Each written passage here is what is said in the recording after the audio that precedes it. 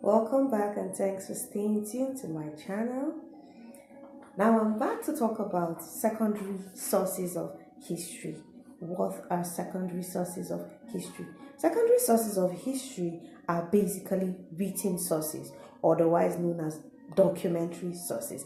And these are more advanced sources of history because they were used in literate societies. You know, when a literate society, or what a literate society is, the society that knows how to read and write.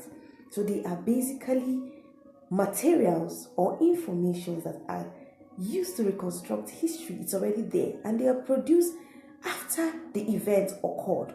So it could just be a narration based on what had happened or other primary sources that were gathered, fusion together, and then you make up the secondary sources.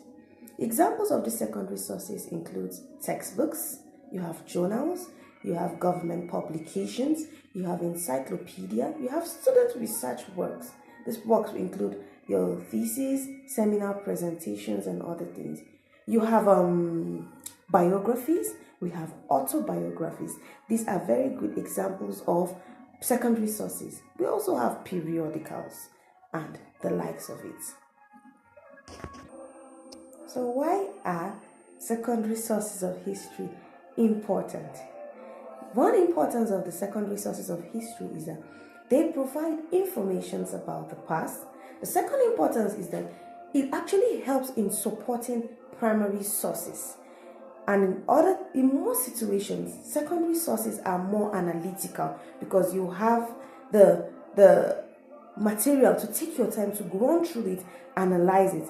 Another importance of secondary sources of history is that they give more explanations about events, and it is not prone to, or subject to change, especially if it was an oral tradition. So secondary sources of history are there. You can always take your time to run through them, read or watch them to have an understanding of it. Like the video I'm making now could be referred to as a secondary source of history because anytime you want it, you can always refer to it. Another important aspect of the secondary source of history is that they are actually handy documents. You can always have them at hand anytime you want to look into them. Now remember I mentioned we have thesis, that is a student research work. We have seminar papers, you have students projects, you have things like textbooks, encyclopedia, you have other things that are relating to secondary sources, government publications. Those are things that, yes, it is historical, but it had to come after the series of that event. It was just presented so that people can always refer to it and have a means of reference. So for these types of secondary sources, I will talk about a few. I will talk about government publications. I will talk about periodicals, especially. Now, what are government publications? These are usually publications that are let out by the government agencies or their printers. These are publications that is meant for the people to see and digest or use.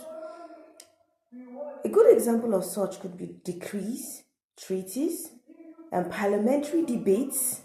When we have issuance, constitutions too can be regarded as government publications because those are things that the government have let out and it is for the general public to use and digest.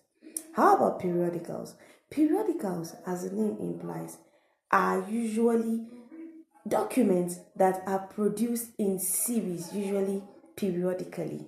So some documents could be produced weekly, quarterly, annually, or biannually. And when you look at it, we have so many. Newspapers are good examples of periodicals. Newsletters are good examples of periodicals. We also have news or rather magazines. They are also examples of periodicals because they are produced in batch and they always have topical issues that they cover or they are looked upon. It is not just the same thing that is being repeated over and over. So these are examples of periodicals. Another good example of or type of secondary sources that should be looked at is an encyclopedia. An encyclopedia is regarded as a very big book of knowledge. It contains knowledge on different subject matters. And the way an encyclopedia is arranged is usually based on the discipline or the subject.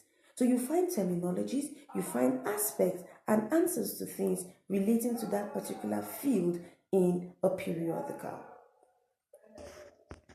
So I still want to say a very big thank you for staying tuned and learning with me. In my next video, I'll be talking about the tertiary source of history.